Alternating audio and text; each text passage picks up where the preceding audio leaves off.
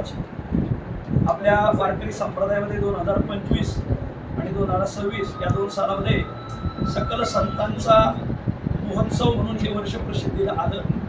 जगद्गुरु तुकोबरायाचं 375 वैकुंठगमन सोहळा, श्री संत तपोनिधी नारायण महाराज यांचा 375वा जन्म सोहळा, श्री संत जनार्दन स्वामी यांचा 450वा अवतार महोत्सव सोहळा, श्री संत नामदेवराय, श्री संत जनाबाई आणि 14 जणांचं कुटुंब यांचा 675वा समाधी सोहळा, श्री संत ज्ञानोबारायांचा 750वा जन्म महोत्सव सोहळा आणि श्री संत सावता महाराज यांचा 775वा जन्म महोत्सव सोहळा, हे असे हे संपूर्ण वर्ष 2025 आणि 2026 असं हे साल चालू झालं.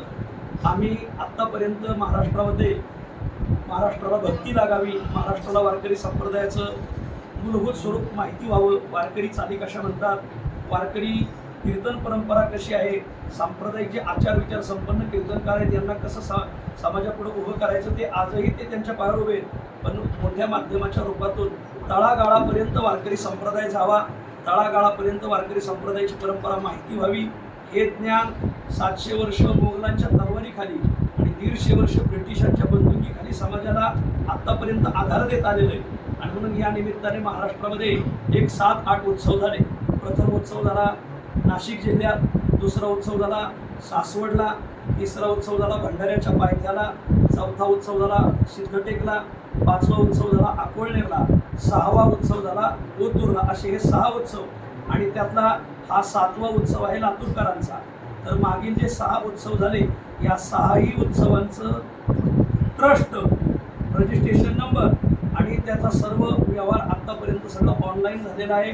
त्या उत्सवाच्या कार्याच्या कीर्तनात सगळे उरलेले रकमेचा सगळा निधी तो तिथंच ट्रस्टकडे जमा झालेला आहे. आत्तापर्यंत हे जे 6 उत्सव झाले या 6ही उत्सवामध्ये आम्ही संपन्न होतो. स्थानिक मंडळीचा ट्रस्ट करून त्या ट्रस्टमध्ये मी नाही, माझा कोणी पाहुणा नाही आणि मग त्या ट्रस्ट मंडळीने तो रक्कम उभी करायची त्या स्थानिक भागातून आणि उत्सव संपन्न करायचा. उरलेली रक्कम त्याच ट्रस्टने कुठं मार्गी लावायची. तर आम्ही आमच्या 6ही उत्सवामध्ये माझ्या खर्चीने आलो आणि माझ्याच खर्चीने गेलो. माझ्या नावावर या 6ही उत्सवामध्ये 1 रुपयाही निघत नाही. उलट माझी देणगी त्या ट्रस्टला आलेली.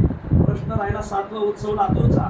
हा उत्सव संपन्न व्हावा म्हणून लातूर जिल्ह्याचे सगळे कीर्तनकार, सगळे प्रवचनकार आणि सगळेजणांनी खूप अथक प्रयत्न केले. त्यातील आदरणीय किशोर महाराज शिवणीकर यांनी गेल्या वर्षी भंडाऱ्याच्या उत्सवात तिथं ते स्वतः आले आणि या भागातील खंडापूरच्या ग्रामस्थांना ते घेऊन आले की खंडापूर गाव हे खर्च करायला भक्कम आहे आणि हे खर्च करतील आणि जिल्ह्यातून आम्ही बाकीचा खर्च उभा करू. तुम्ही खर्चाचं काहीही नियोजन पाहायचं नाही. तुम्ही फक्त सांस्कृतिक विभाग सांभाळा, टाळ घेऊन उभे राहा. कथाकारां तुम्ही आले म्हणजे तुमच्या नावाखाली सगळी महाराज मंडळी उभी राहतील. आम्ही सामील झाल्यामुळं सगळी महाराज मंडळी त्यात सामील झाली. त्यात आमचे जगद्गुरु तुकाराम महाराजांचे वंशज आदरणीय माणिक महाराज मोरे, आदरणीय रामदास नाना मोरे